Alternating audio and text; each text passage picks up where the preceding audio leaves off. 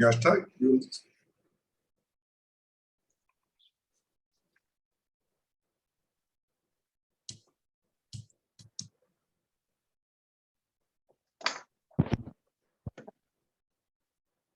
Bobby, we go, right? Hello, everyone. Welcome to Grant Thornton's second webinar in the Evolution series. The topic for today's webinar is building an ecosystem for startups in the Indian auto industry. I would now like to invite Mr. Arun Malhotra, auto industry veteran, to set the context and also introduce our eminent panelists for the webinar. Over to you, sir. Thank you, Ashtra. As Ashtra has mentioned, the topic for discussion today is building the ecosystem for startups in the Indian auto industry. And we've got a very distinguished panel with us. But just to set a context to the entire topic, if you look at the auto industry, whether internationally or in India, the auto industry has been a very stable industry for about more than 100 years, till about 5 years back. It had only IC engines, which were part of it. It had all the entire dealership system, that from a manufacturer to a dealer and dealer to customer. And then it had the entire system of supply chain, tier 2, tier 3 vendors, which integrated the entire thing. And the after sales and other venues of business were handled by dealers or by small outfits, which was there. But I think in the last 4 or 5 years, a lot has changed in the last 5 years. And the changes are across the board, whether it is in research and development, whether it's in supply chain, whether it's in production, whether it is in dealerships, whether it is in customer interface, and whether there's also people who are the opinion makers. So these changes have ensured that a lot of people have started coming to the auto ecosystem who were not there. And also the auto ecosystem has started getting, I would say, changed. I won't say disrupted, but there is a lot of churn which is happening, whether it's in terms of technology, in terms of the digital journey, whether in terms of new areas of business. And this is impacting the entire value chain, right from supply chain, R&D, production, as in dealerships, and also the ecosystem which is over and above the auto system, like finance, insurance, accessories. And to that extent, a lot of startups have come into the ecosystem. Although there is visibility, people generally associate startups with EV manufacturers, but that's a very small component. The bigger startups is in every element, the startups have started coming in. I think what the topic for discussion is, how do you build an ecosystem where the traditional players or the legacy players work with the work are there, and also the startups are there, and it's a win-win situation, and you add value and you make the industry grow and make the industry more relevant to the times. So that's the way we are looking at it. Before we start the topic, I'll introduce the esteemed panelist. There is Mr. C.V. Raman. He's the Chief Technology Officer for Maruti Suzuki. I mean, he's a veteran in the auto industry, also been decorated a number of times as Automobile Man of the Year just 2 years back. And I think he'll add a lot of value because he's seen the entire space of product development R&D at close quarters. There is Pamela Tikku, who's not joined us yet, but she's the Chief Business Officer of International Center for Automotive Technology, which is the arm which sets the standards for testing, for emissions, and now also for guidance across the value chain in auto industry. And then we have Vasudha Mahadevan. She's Austera Advisory. She's the co-founder of that. And she calls herself, as far as EV is concerned, it's the one single stop shop for investment banking as far as the EV is concerned for their funding. She's an investment banker by background, but now she's set on her own. So she'll add a lot of value because she sees the startup space in very close quarters. And last but not the least, there are two more gentlemen. There is Mr. Srinivas, and he's worn many hats. He was in the auto industry. He was involved in sales and marketing, in financing, in exports, and now he's taken the step to don the hat of an entrepreneur through a startup. And the company which he's founded is Wheels EMI. He's the co-founder of it, which is into a very specific area of financing used two-wheelers in the rural India. That's a unique, and that's been doing very well. If the rounds of fundings are indication.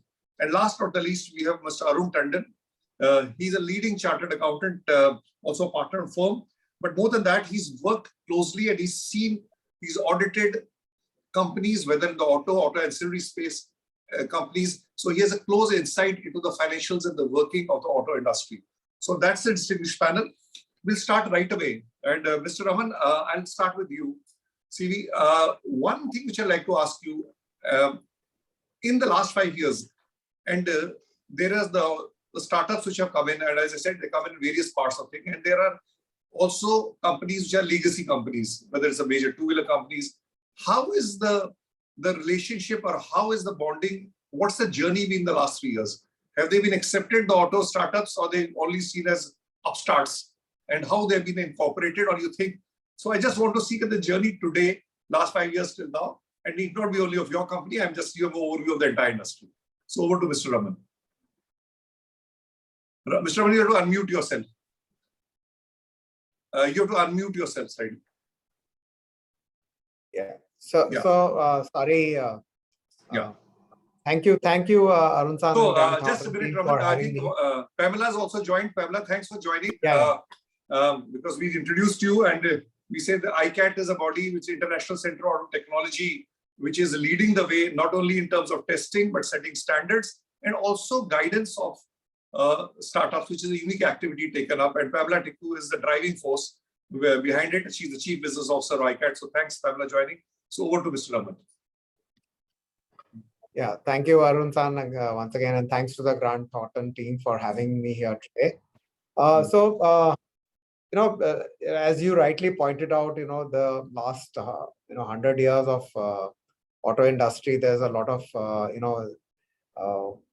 we are very clear that whatever we were doing, we are just improving and doing things. But what has changed, I think, in the last say 10 years or so, and which is likely to change in the next 15-20 years, is mobility, which is now not as a moving from one point to the other, but mobility is now shifting to an experience for people. And people are looking for how it is going to be comfort, convenient, and connected kind of a mobility, and using it for leisure. The aspiration level of the people has changed. And so obviously the mobility industry is also changing. We as Maruti Suzuki, and now a specific example, we are also a legacy company. And legacy companies have, always have a challenge of developing technology or looking at things differently of the new age technologies which are coming in. It's always, and for such companies, it's important. How do we engage with, academic institutions and startups, and to develop technology and solutions which are going to be relevant. So as part of that, I'll just give an example of Maruti Suzuki, where what we have done is we have have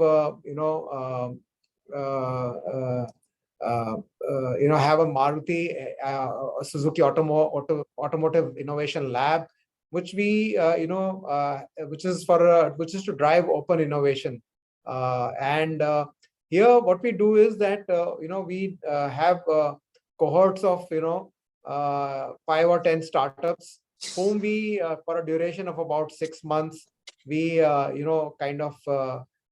give them a particular problem statement, and they over a period of 6 months then pitch to the company, and then we give them a paid POC, and then we see, and so as part of this program over the last 3 years, we have maybe had we've looked at about 1,000 startups in India, and we have almost about 12 startups which are running as a paid POC.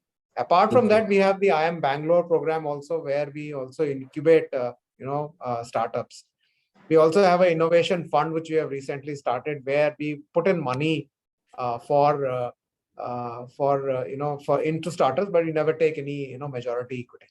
Why I'm saying all of this is that it's important for auto industry today to take cognizance of the fact that there is a lot of opportunity which is there to leverage the solutions which are being provided by startups and utilize it for service and use that platform for providing more value to the customer. I think that's something which we are trying to leverage.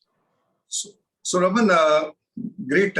So generally there's an assumption that legacy players and the startups, they work parallelly, or the twain doesn't meet. But what Mr. Raman is saying, that even a large organization like Maruti Suzuki, whether it was in terms of, first of all, he redefined the concept of mobility.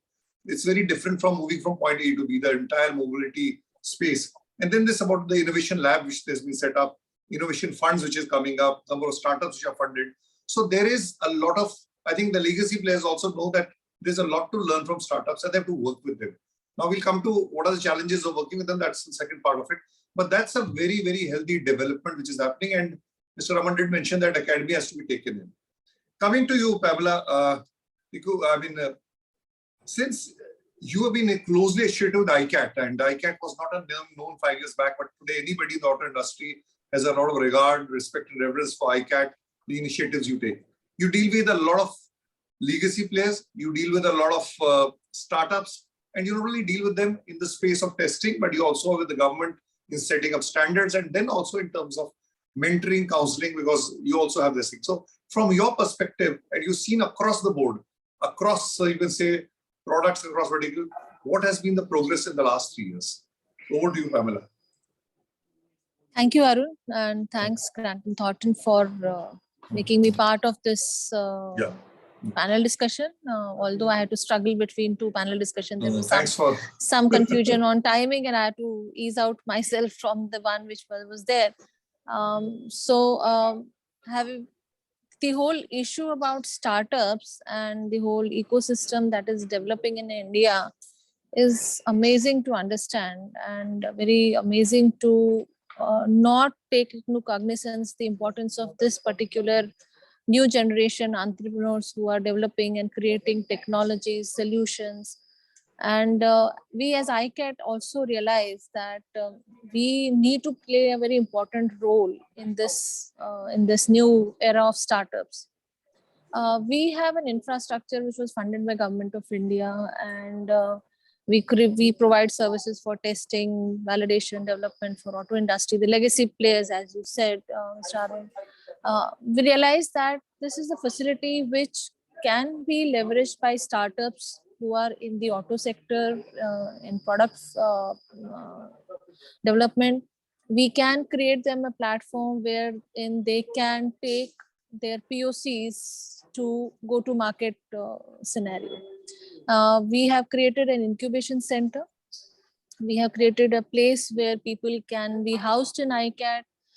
They can do all the development work. We have tie-ups with simulation tool providers like MATLAB and Altier. They are going to provide free licenses to the startups who can develop their products. We as ICAT have a very large infrastructure which can be used for developing the product, which is compliant both for regulatory aspect. So the regulatory aspect is one aspect. So you do one prototype and you test as per regulations, and then you sell the product. But the success of the product doesn't lie in there. The success of the product lies in sustaining the market, sustaining and consistently providing the right service, the right purpose for which that product has been developed in the times to come, for the product life cycle, that those performance has to be ensured. So we can provide a very good interface for the startups who can develop, validate their products for the purpose for which they are being developed. So a lot of startups who are currently struggling to bring out a product. So EVs has actually, created less hurdles for automotive space now. IC engine was a very complex product, but EVs have become, especially two-wheeler EVs and three-wheeler EVs have become simplified the product development. So you don't have the complexity of engine, you don't have the complexity of vibrations and all other things. Here it is a battery, there's a motor, there is a controller, and there's a chassis. So you can, develop these products quite easily. So one is proving a product concept, which we find that a lot of startups are doing. There are a lot of incubators in various academic institutes, and they have developed these products. But then, as I said, whether these products will sustain, whether they will become successful, is something where institutes like ICAT can play a very important role. So we can provide handholding to ensure their compliance to regulation, and also for their reliability of the product life cycle.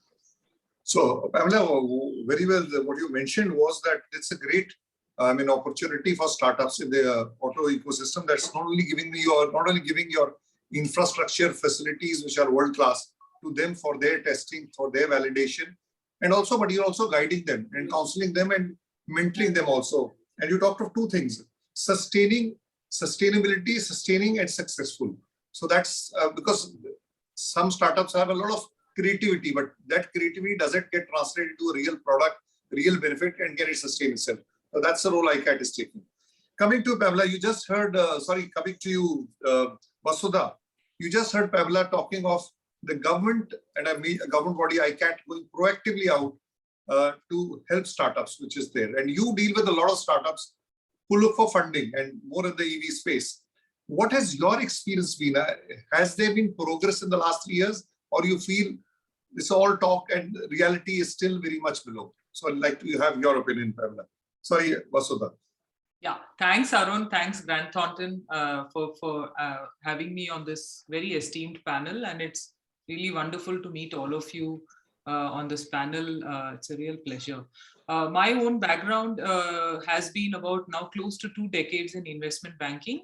What I've really been doing is helping companies and more recently startups in raising funding, venture capital, private equity. Mostly we work on the equity side, but off and on. And during the course of my career, I've also worked on the debt side, where I've lent to companies when I was working with ICICI Bank and Citibank in Bombay. So the role really comes, or this experience really gives me an understanding both from a strategy side and from a financing side.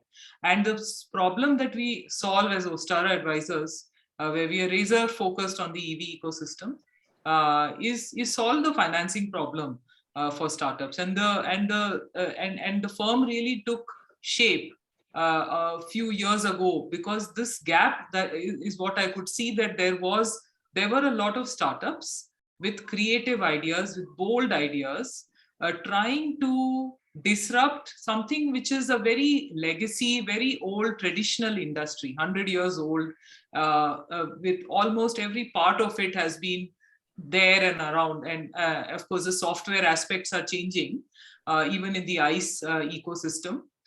Which is but EV brings with it a whole different level of change, a complete disruption of the entire drivetrain, the supply chain, technology aspects, everything. What I could see was, while there were ideas and there were there were ways to put them together or test them out, build the first product, a minimum viable product, etc. There was a gap in funding. And the funding really was, startup founders were really struggling to raise. Either they would go to family offices, or they would go to these angel networks, etc., to really scrape together whatever they could. However, in the last few years, that seems to have changed. I personally have probably evangelized the space to so many venture capital and equity funds. And now, as you see more and more of the news coming in of larger companies, and more and more institutional investors. So definitely on the funding side, we see the trend having been hugely positive in the last few years. Now, when it comes to really, these startups collaborating or looking at opportunities here, we believe that a meaningful dialogue or a meaningful handholding with some of the incumbents or companies in the industry where there is so much more experience and market presence will definitely help them, because becoming an OEM overnight or even a short period of a couple of years is no joke. I mean, you could learn a lot from the companies and the managers of those companies that have been doing this for a period of time, because there are so many aspects of this entire automotive ecosystem that are changing, that are disrupting, yet there are some of the traditional lessons which are meaningful. So I believe that this topic that we're discussing today is extremely relevant, and there needs to be a collaboration As investment bankers, what we've typically seen is large companies want to buy out small companies, where this typical expectation of a startup is they don't want to be bought out that soon. They want time and capital, which is the biggest requirement that they have in order to flesh out their ideas, their product, test it out, grow, scale up. So if we can create a dialogue or a participation. We'll be talking of what needs to be done. So what I'm getting from you clearly is that there is a lot of changes happened, and there is if I have to use two words, one is Renaissance, which was part of the 16th century, where Renaissance was a change in the way things you look at, and also a reincarnation if you look in our own way. And there is a lot of startups who have ideas, but the ideas have to be fleshed out, funding has to be available, and close collaboration is required. We can't work in isolation, in silos. That's what you do. And you're doing a great role as far as featuring this. So that's very insightful that startups have something to look at. We come to Mr. Srinivas. Srinivas, you are the person who's they say ki Brahma, Vishnu, Mahesh, gone through all areas of the world which is there. I mean, you've gone through Akash, Patal, or whatever I might say. So you worked in a legacy company, in marketing and sales, in HR, in finance, and now you've most people like Vasudha would tell you that most startups are on the left side or right side of 30. You entered the startup space at a much older age, or much younger to me. So from your perspective, you've seen both elements, and you've taken a big leap of faith, and clearly the results are showing in terms of the progress. What is the perspective you can give? That how can legacy players and this thing, has this journey been smooth, or there is still a lot of friction? And what has been? Are you satisfied with the journey? We'll talk of what we can do for the future, but how's the journey been at this point of time from your perspective? Yeah, so I would say that, I mean, we started in 2017, which is like almost about 5.5 years from now. And during those days, people were asking that, what's a startup doing in the auto industry? Okay. Yeah. Okay. And since then, I think, especially the last 2-3 years, I think there's a huge change in the entire mindset from all quarters. The mindset has changed from the entrepreneurs themselves, who are actually now looking at, younger entrepreneurs are looking at that, there is life beyond only, coding something and putting it out. There's something beyond that you can do. They are becoming more and more bolder to challenge, very established norms and established practices. As Vasudha was saying, investors are also started looking at it in a much more positive way. And I would say that the ecosystem, the entire auto ecosystem, whether it is the entire OEs or whether it is the supply chain or whether it's the dealership network, or even, things surrounding it, whether it's finance or insurance, etc., and all that, that, that mindset that, I will do everything myself has completely gone. I can say that. Okay, that's a big change. Yeah. So and it has gone exactly in the last 2-3 years. Actually, what electric vehicle has done is that it has really, democratized the entire auto industry in a very, very big way, wherein now it is not important, or it is not as important to have money in your bank. It is more important to have intellectual capital with you. And there's no way in which, the legacy players are going to have this intellectual capital overnight without really collaborating with new ideas, new thoughts which are coming from the startup ecosystem, basically.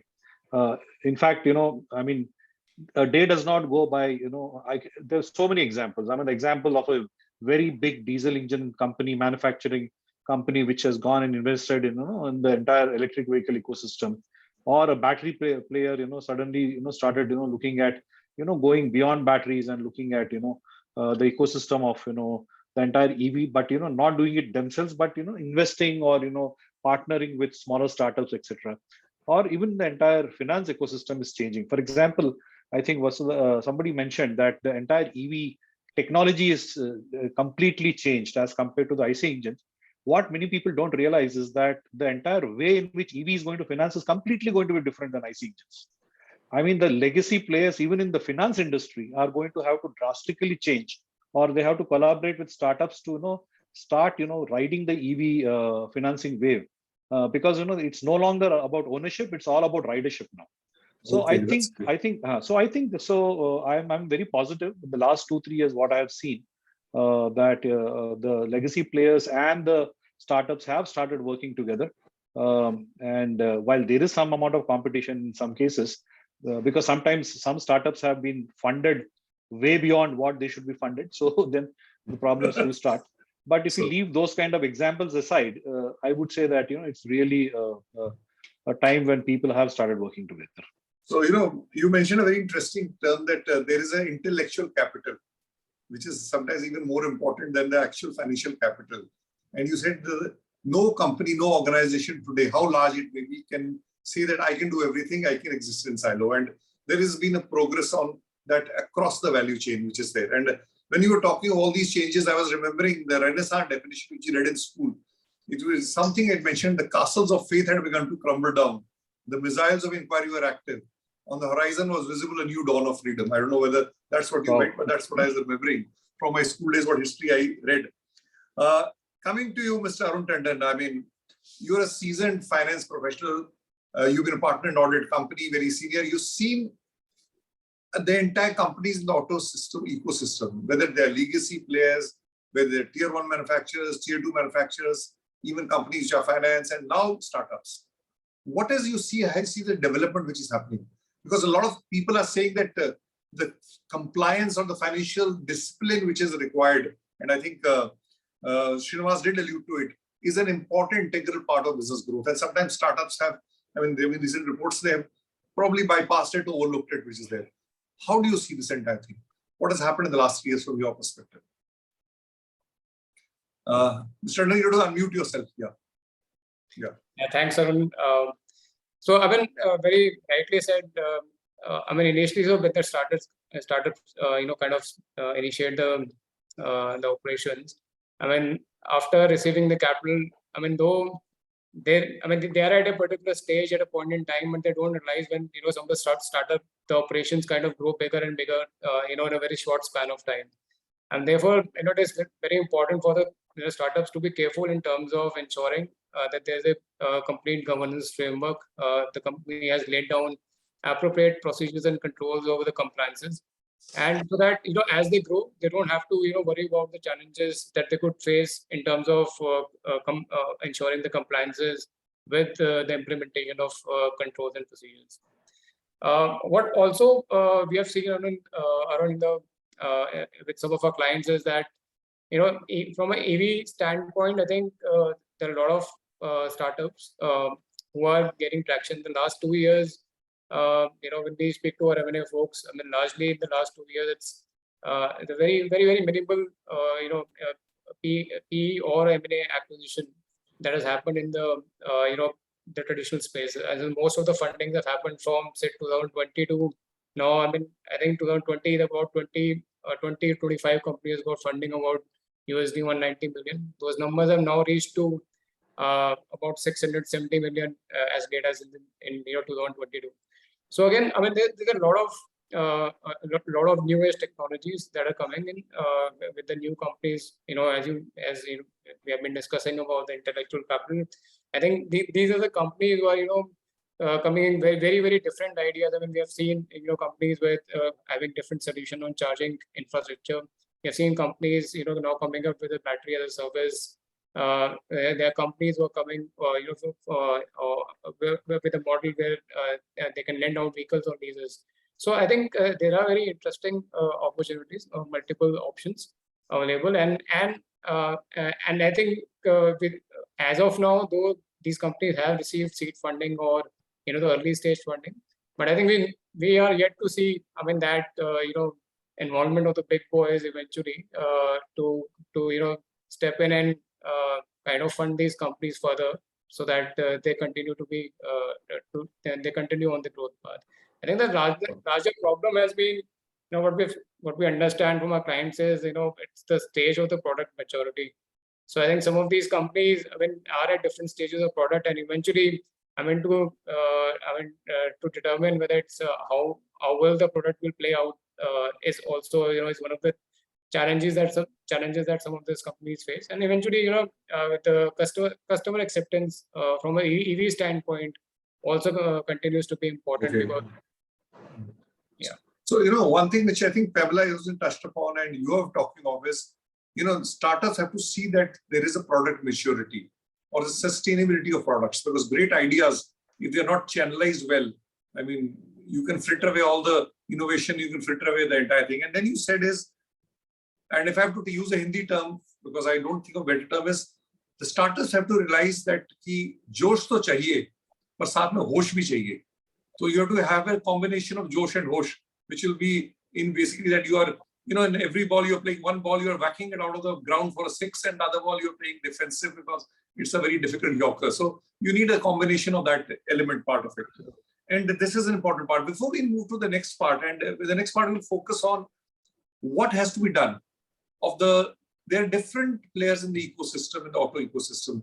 There are the legacy auto manufacturers, there are big tier 1 suppliers or vendors who are as big as auto manufacturers.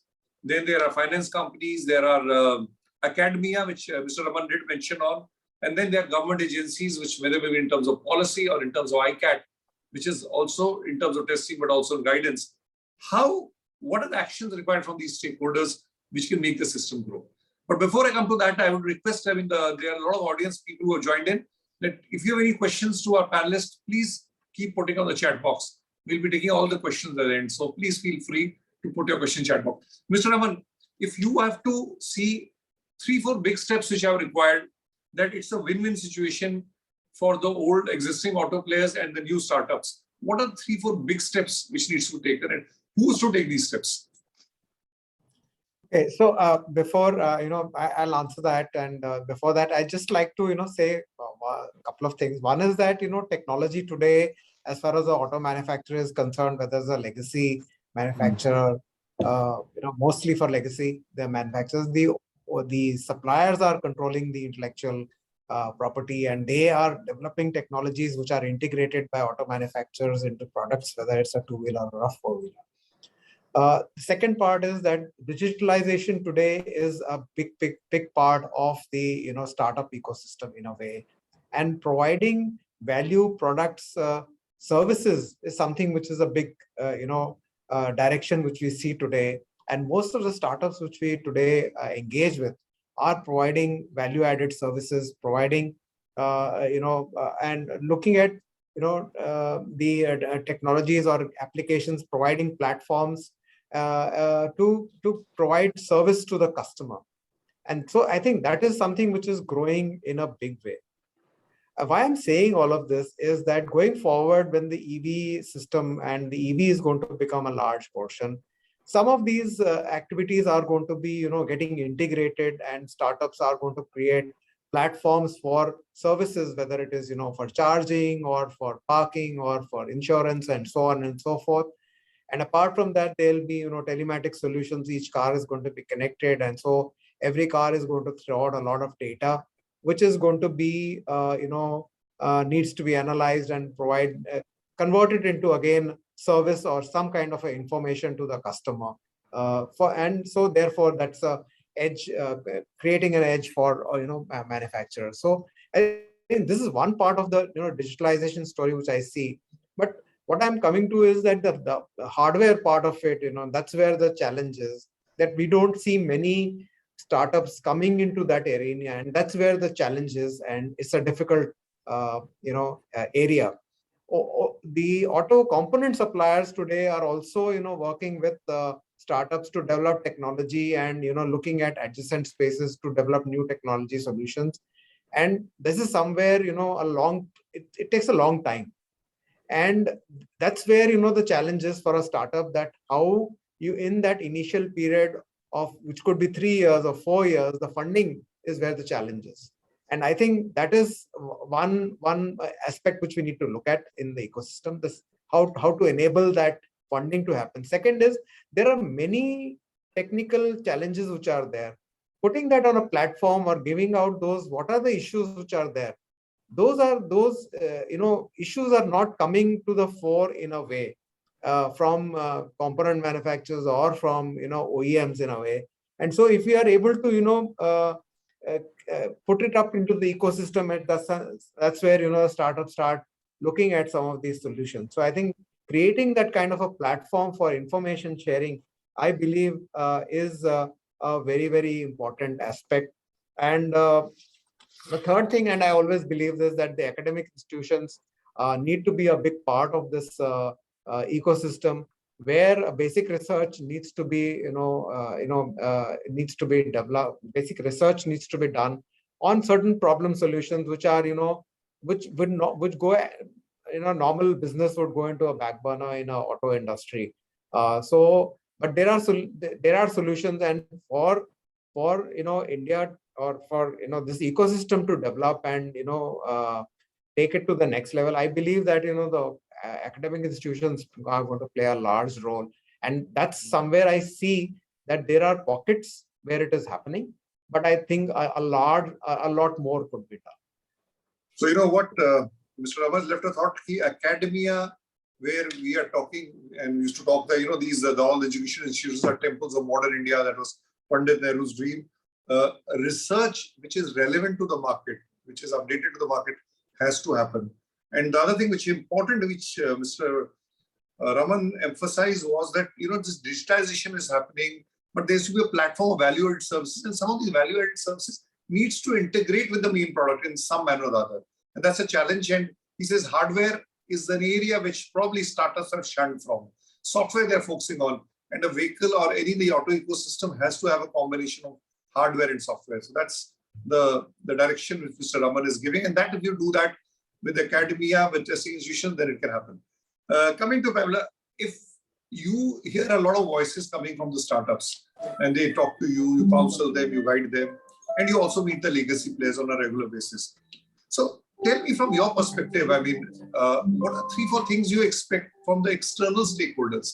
The external stakeholders could be the legacy players, the startups, finance companies, or maybe even government agencies, or maybe academic institutions. What is your expectation if this entire process of making this ecosystem strong and solid and win-win for both, and to drive the Indian auto market, which is still on an international level, still at a very initial stage?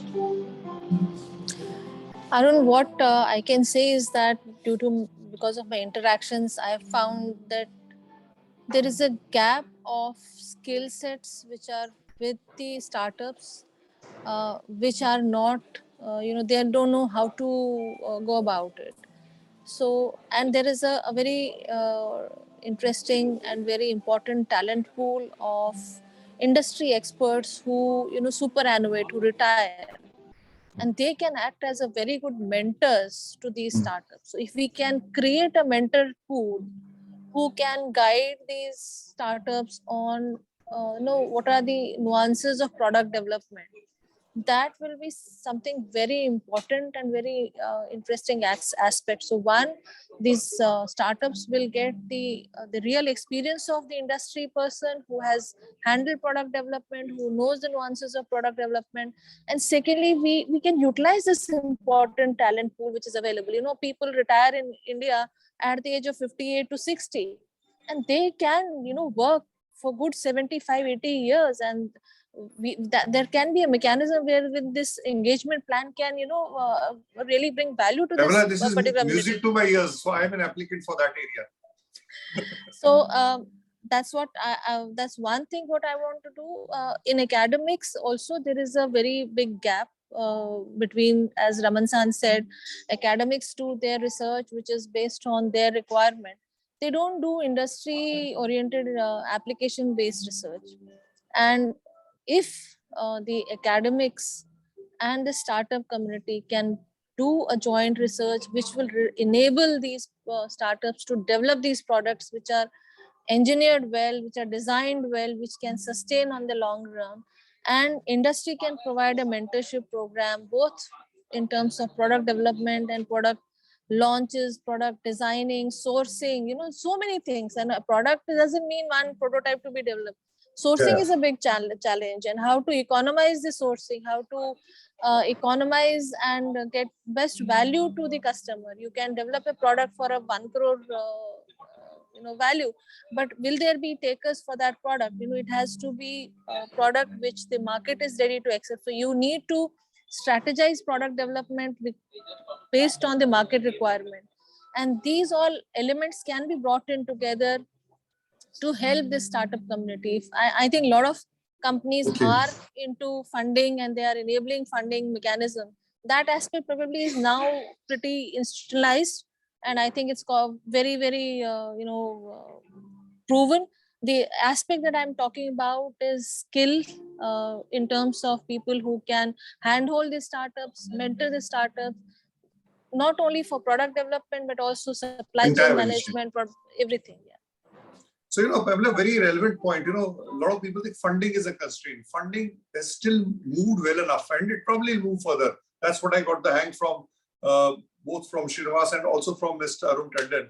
But you mentioned a very important point, the skill setup and skilling, understanding the entire value chain, because your product, even for a startup, can't live in isolation.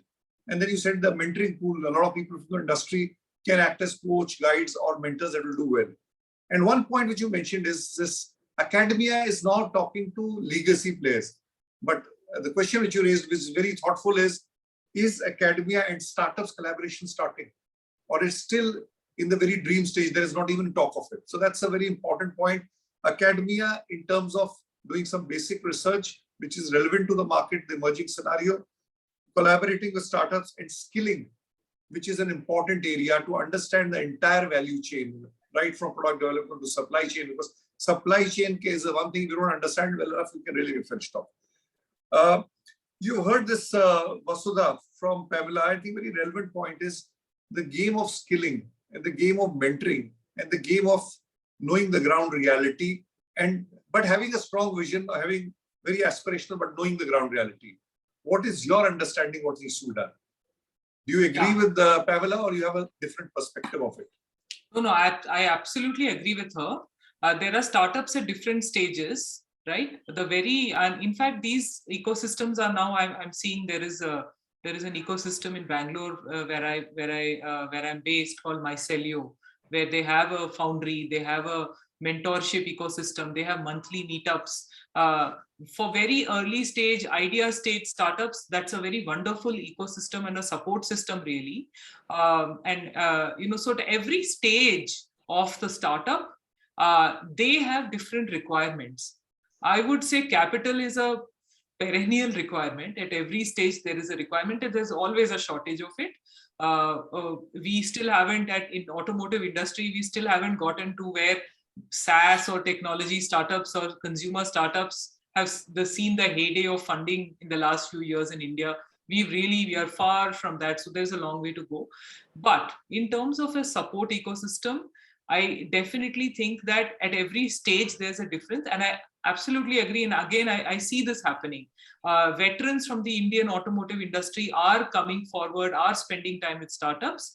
Where do the key thing to remember there is the appreciation of each other's capabilities, right? So what does a startup bring? Startup is typically is based on fresh thinking. It could be a young person or an old person. I don't think it's so much about the age, but it's really somebody who thought completely out of the box, or somebody who questioned the current ways of doing things or building a product or a system, or even in today's automotive industry where we are moving towards software-defined vehicles, where everything is about technology and how technology can enable. So today you think of not buying a vehicle, but actually subscribing to it. So who knew of subscription models a few years ago? So you have at every stage of it, there are different ways of financing. Electric vehicles are today bought in SPVs by groups of investors who earn interest rate from those vehicles. There are all sorts of financing ideas that are coming up. So at every stage, the requirements are different. To talk also just one point regarding what a mature startup could require. For instance, the company that Srinivas mentioned, the diesel engine company, I actually advised them in 2017-18 to make the transaction when Greaves Cotton acquired Ampere.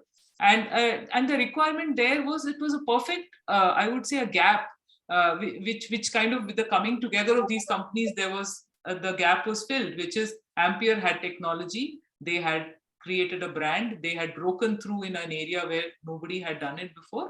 And Greaves had the reach. They had a pan-India reach, they had capital.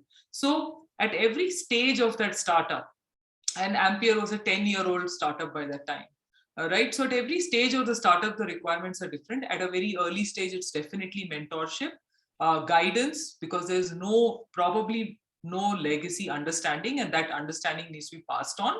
And at a more mature stage, it's probably a collaboration, which could be capital as well as things like sales, marketing, distribution.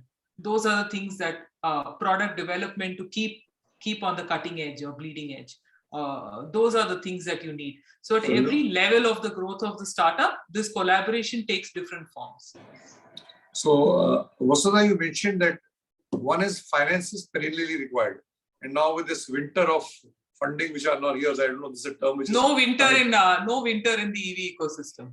Okay, no winter. So she's correcting there's no winter. Green the winter shoots is more in the tech spring space or some other spaces. It is not where is there. But there's a learning from that winter, because some of the startups which put a lot of money in the industry frittered away the money and they didn't show tangible results. So that's why this term winter of funding has started rising, which probably the EV industry can also learn from. But you said that every stage of the startup, there is a different requirement. And a mature startup also is there. And then there are startups which working, collaborating and cooperating. There's a marriage which you talked of, the two companies, Compton and Ampere, which is there. So that's an important stage. So it's not one medicine for everything. It has to be at different stages, different products, different. And one thing which you're emphasizing, the role of mentorship and guidance, which people with experience can give, but scope of challenging status quo and looking at ideas which the startups can give. That's an information. Srinivas, from your perspective, and I'm not going to talk about your company, but you've seen the startup entire system. If there was a wish list, and what your expectation would be if the startups or the need to add value. It is not just getting funding, but need to add value to the industry.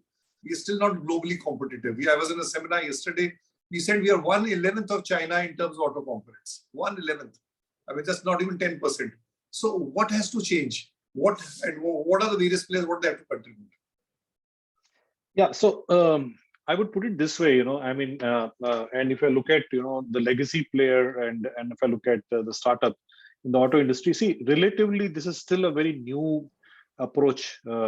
As I said, it's like only the EV revolution has, actually hastened it. But if the EV was not there, I think even now it would have been that the legacy players would be, still not really looking at what is available outside in terms of entrepreneurs, in terms of ideas, in terms of. So for legacy players, I think it has already become, almost a mandatory kind of a thing that, when you're doing your own development, when you are having your own R&D centers, you will always set up, something which will be looking at what's happening outside, what are the interesting startups. You'll be looking at, incubators, you'll be looking at seed funding, etc., and all that, which Mr. Raman already spoke about. So I think legacy players are already doing that. And that's a part and parcel of their strategic plan. But I would say that my wish list is actually for the startups to change rather than the legacy players. So that's interesting. Okay, and I find, and my advice to them will be that look inside. Like I tell I said that the legacy players should look outside. I think the startup should look inside, because many of them actually come with very, very similar and almost undistinguishable products, which are just it's the same thing. It's the same app which comes with. There are at least 40 players today who can track the electric vehicle, who can stop it, who can do whatever you want, and I mean it's becoming commodity kind of a thing. So it is very, very difficult. And I was a part of a panel of my alma mater. I'm an electrical engineer by education. And I was a part of my alma mater in terms of they have an incubation center. And they got very upset when I said that, you should actually go and find out what are the real life problems rather than, just starting to do things which can be very, very fancy. Also, many times, the startups underestimate the amount of tech you require, amount of intelligence you require, amount of capital. Definitely, they underestimate like anything, and hence, they end up I mean, you see only success stories. You don't see the number of startups which actually fail in the entire journey. I really recommend something like the pharma model. I think in US, the pharma model has been highly successful, wherein I think huge pharma companies do not nowadays, do the basic molecule right from the beginning. They always buy up a company at a particular stage wherein the molecule already has gone through a couple of phases. There's a lot of startup funding which happens there, and then I mean, and while what Vasudha said is right, I mean, nobody wants to sell a company very early on, but startups don't even think of exit, and I feel that you should have to think of exit right from day one.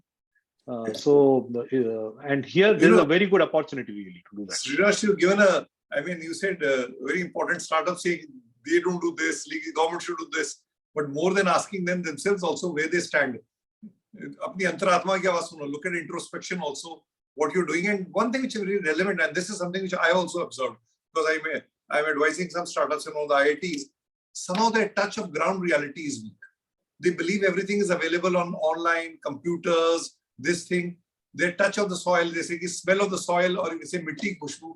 Unless you walk around, wander around, talk to customers, and play the devil's advocate, look at your thing, how the product can be differentiable and add value.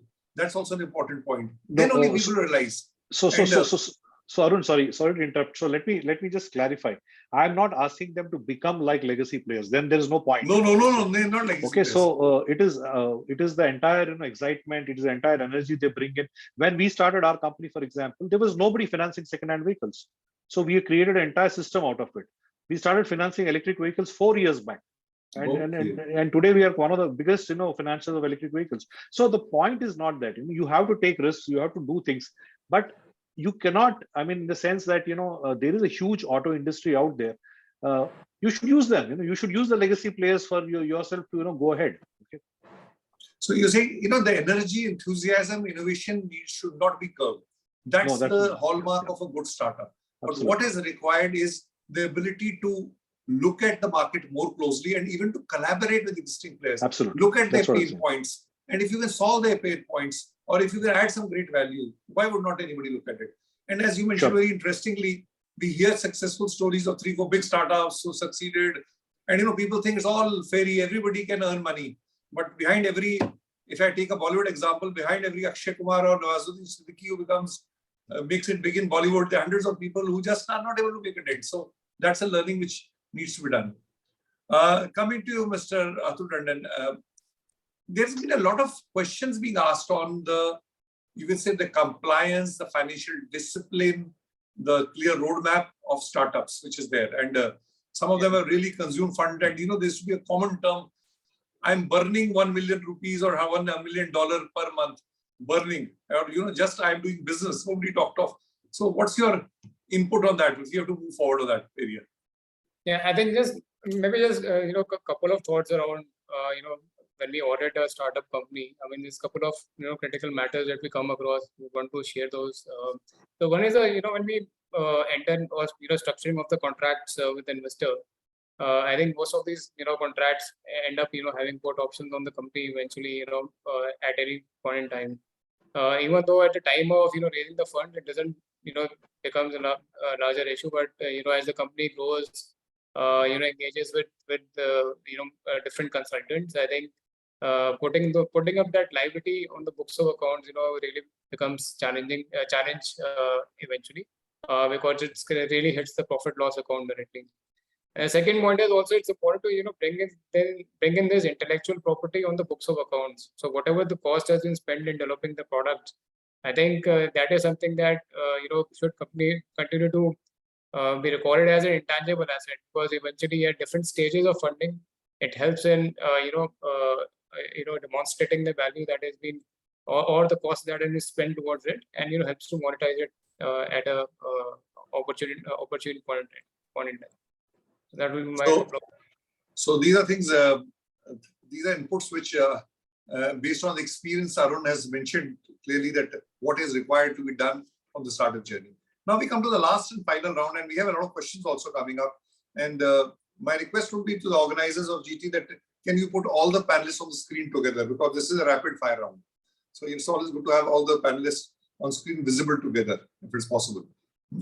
So my questions are, there's not a very, no need to get frightened of the rapid fire round. I mean, the point is, I just want to understand in bullet points from everybody's perspective, two things which industry or anybody which should be done. You know, if you look at Mahabharata, you have a lot of learnings, what you should do and what you should not do. So I want to, from each of the panelists, two things in this entire journey of integrating this auto ecosystem in EVs in it and to make it a win-win situation has to happen. Two things which must be done, the top two things, and two things which must be avoided. So I'm talking two things which have to be done and two things which have to be avoided at all costs. So we'll reverse around at this point in time and we'll start with you, Vasudha. Two things which must be done and two things which needs to be avoided. So I don't know two things, but the top thing that I can say that must be done is definitely more collaboration in terms of setting up these incubation centers or things, or even participating via minority shareholding and engaging, because the key difference between collaboration is one. Yes, collaboration and engaging. collaboration is one. Okay. And what Second. should what should not be done? I mean, I think overall there needs to be openness to new thought. Transparency, openness. Okay. Yeah, I think that will help everyone because the world is changing around us. So, Vasudha talked of collaboration and basically you can say collaboration between players, and what to avoid is this lack of transparency. Yeah. That, you know, where you think that you know everything, or to keep it close to your chest, whichever may be the stakeholder. Coming to Pamela, two things which you think should be done in this ecosystem and two things which should be avoided. Vasudha has given me one and one, so we'll come back for a second for her later. But Pamela, two things which should be done and two things to be avoided. And Mr. Raman, you are next in the line, so we'll hear you. So I think that skilling is something which Skilling needs is to one. be created. Another thing that I talked about is collaboration and mentoring that you can talk of. So that's the one That's thing which is coming. Yeah. So skilling is one, and what is to avoid it? Avoidance is that don't get into a rat race of everybody doing the same thing. There is then you lose the uniqueness of the idea. So you should have a niche product, niche Exactly. application which should be Okay. identified. Okay. So skilling is one, which is clearly a gap at this point of time. And skilling means much more than just training. Skilling means mentoring, coaching, and understanding the value chain. And you said collaboration. And what is to avoid it is some clear niche identity, not duplication. As I think Srinivas even mentioned that 40 people creating an app just to track where the EV is. I mean, that is not required. Probably a normal app can also do this. I'm just trying to say the product differentiator. Coming to Mr. Raman. I'm not seeing him on the screen. Yeah. Two things which must be done and two things which must be avoided at all costs. So two things I definitely do agree about the collaboration part of it and co-creating. Collaboration is coming as a common link. Can you think something more? Collaborating and co-creating is something which is very important. Second is about creating. Second thing is about ability to experiment or build prototypes and being able to have facilities like something which like ICAT can provide to startups for checking their products, validating their products is something I think is very, very important. Building that prototyping facility is key for some of these startups. What should be avoided? Maybe it's about and this is for startups that the agility is important, but establishing a product and doing it right is important. You need to fail fast, but you also need to make sure that you build the right product, the right quality, and not get into, as Pamela said, a rat race and create a product which can create problems for the customer. So two things which you mentioned is co-creation. It's like doing together. It's like a symphony, and then he's mentioned is the ability to experiment. And Pamela's your ICAT can play a major role. He's hinted strongly towards you. He knows you well. So give them an opportunity to experiment, fail fast, and even learn fast, which is there. Yeah, we are, but people are not coming forward. We have said in many forums. Please come, we'll provide.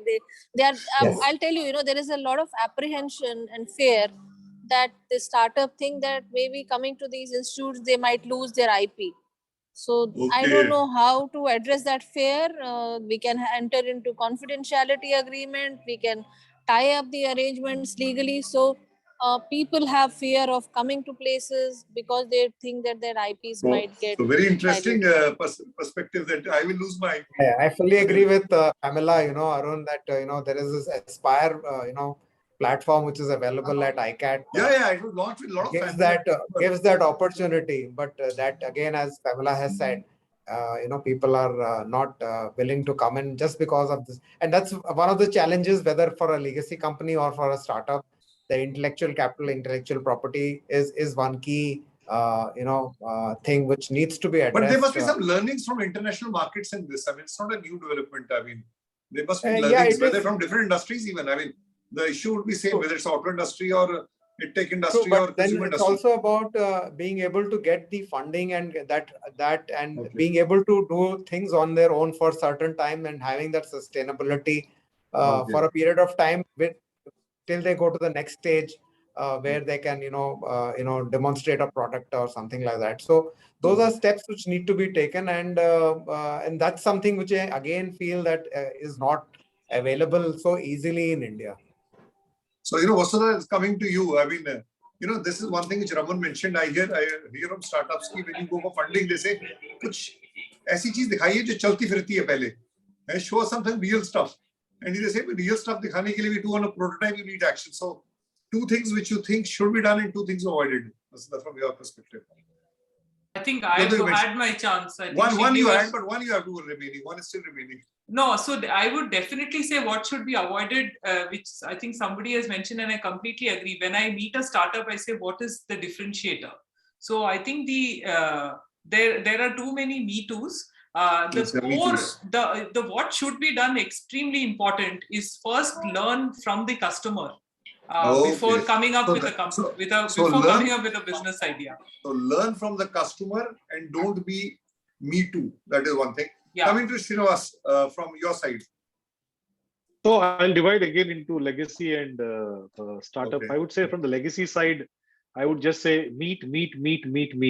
Problem is that legacy players, they don't meet people. Okay, and somebody as senior as Mr. Deepak Parikh once told me that in his life he has never refused to meet anybody who writes to him. Actually, he says that it may take time, but I will reply to him and I'll give him an appointment. There's nobody I have not met who has asked me for an appointment. Legacy players is very, very difficult to go through the entire, sorry to say, and I was a part of it, the entire bureaucratic hurdle and go and meet. So I think you will lose out if you don't meet people, because you'd never know when a great idea will come up. So that's one. Meeting that's people is an very important point. Yeah.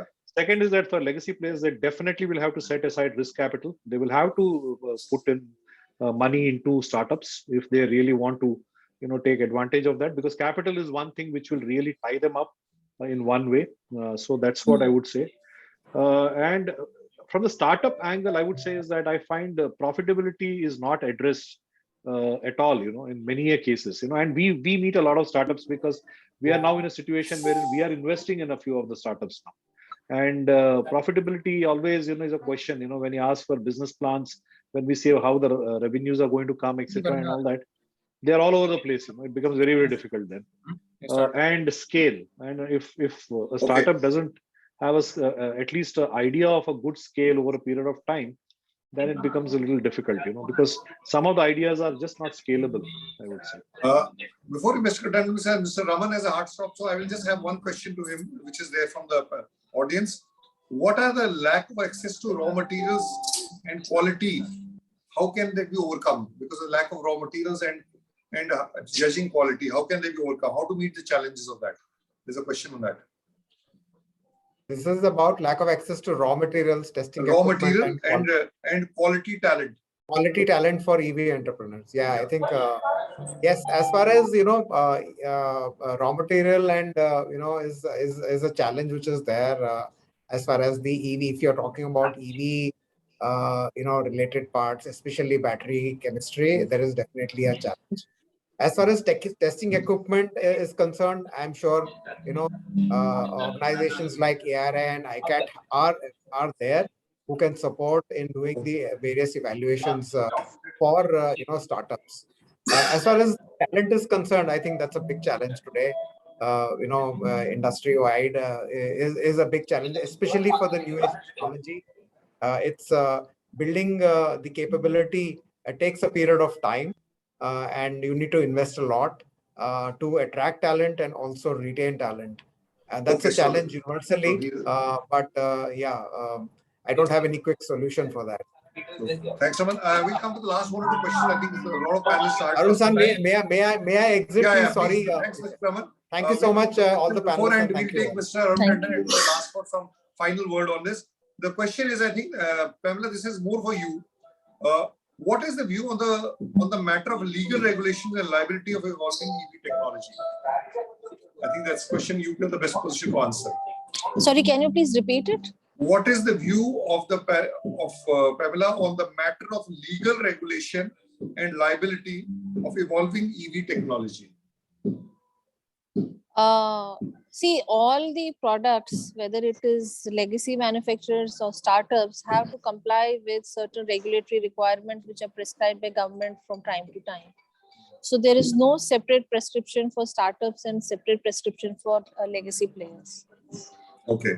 That's one. And you talked about legal framework for startups. Yeah, legal framework where they can get into problems. So there the legal IP regulation, laws, not framework, legal regulations, they said. Legal regulations will be governed by the IP laws. So intellectual property laws which are applicable for anybody else will be applicable for them. So that's what I can talk about. Vasudha, one question to you before you leave, and this I think specific to you. What is the number one business model risk which EV startups face while trying to raise funds? Okay. Yeah, I mean, it depends on what you are. If you're a battery technology startup, then technology risk could be the biggest one, which could be, hit or a miss. But definitely market success. Startups come up with great products. Every startup founder is in love with her product. My baby syndrome. My baby can do more. But when it comes to actual market validation, I think that's why I said that at the start, you should invest probably more time in understanding the customer and what he or she needs before you get into products. So I think definitely the market risk is the biggest one when they raise funding, because at various levels, that market that gets tested and you need capital to keep yourself going through those stages. So you need to be very calibrated. Next question to Mr. Arun Tandon. The question is, over the next 3-5 years, what is the M&A play in the auto startup space? So as I mentioned earlier, I think there's a lot of positive outcomes in terms of investment in the EV sector in the last 3 years from 2020 to now, and I think we see the trend going forward also positive.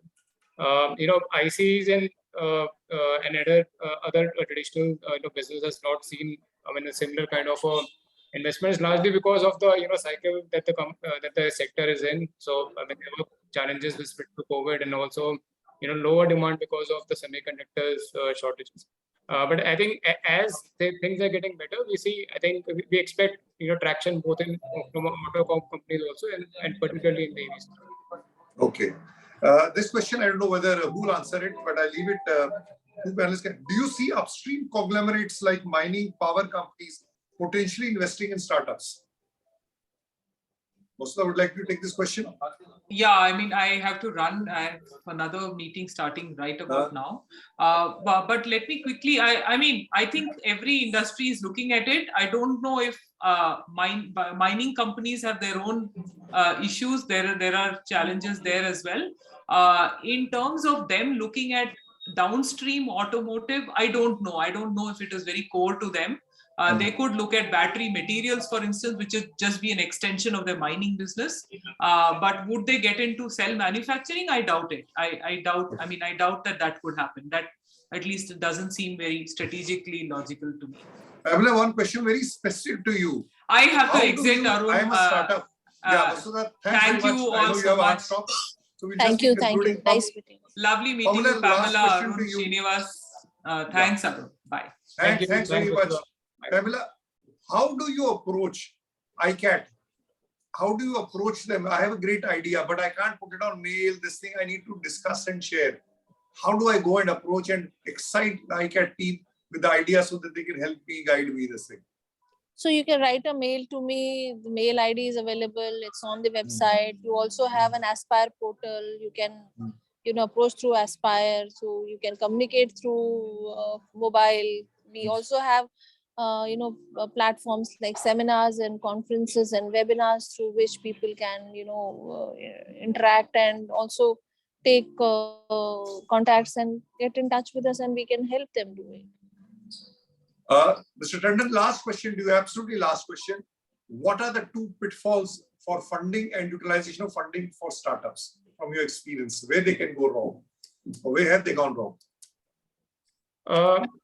See, from a funding perspective, I think, largely, it's the expectation of a reasonable valuation also that, eventually sometimes become a bottleneck or a showstopper between the potential investors and the investee. I think having that rationalization in mind is important to take the discussions forward and discover the appropriate value for the company. Okay, great. So I think we had a very interesting, insightful discussion. There are a lot of perspectives which have been thrown up, and I would like to thank all my panelists, Mr. Raman, Pamela, Vasudha, Mr. Tandon and Srinivas, for giving their perspective and being very frank and fearless. And what I get the thing of it is the opportunities are huge. The ecosystem exists.